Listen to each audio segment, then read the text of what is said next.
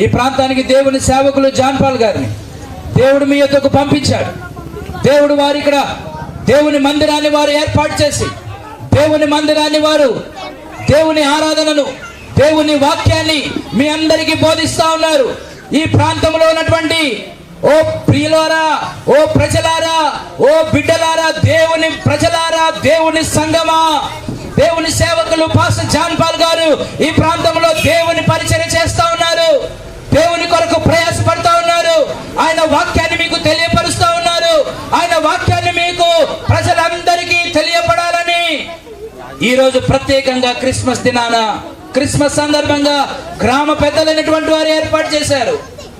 గ్రామ పెద్దలైనటువంటి వారు ఎంతో మంచి మనసుతో ఓ ప్రజలందరికీ క్షేమము కావాలి, ప్రజలందరూ పాపము నుండి విడిపించబడాలని వారు ఏర్పాటు చేశారు. దేవుని వాక్యాన్ని వింటున్న మీరు, దేవుడు ఆయన ఏదో స్థాపించడానికి రాలేదు, కులాన్ని స్థాపించడానికి రాలేదు, ఆయన లేకపోతే మతాన్ని స్థాపించడానికి రాలేదు.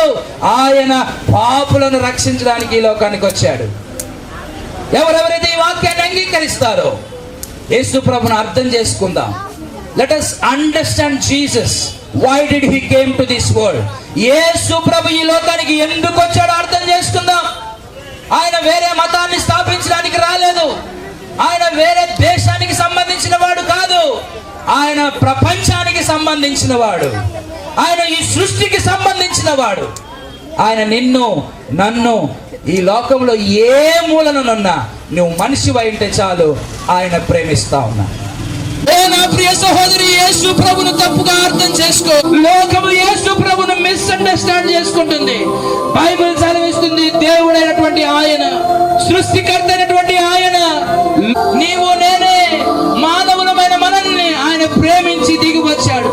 మనం బాధపడకూడదు, అగ్నిలో కాలిపోకూడదు, యాతన పడకూడదు, అగ్నిలో ప్రార్థన చేసుకుందాం.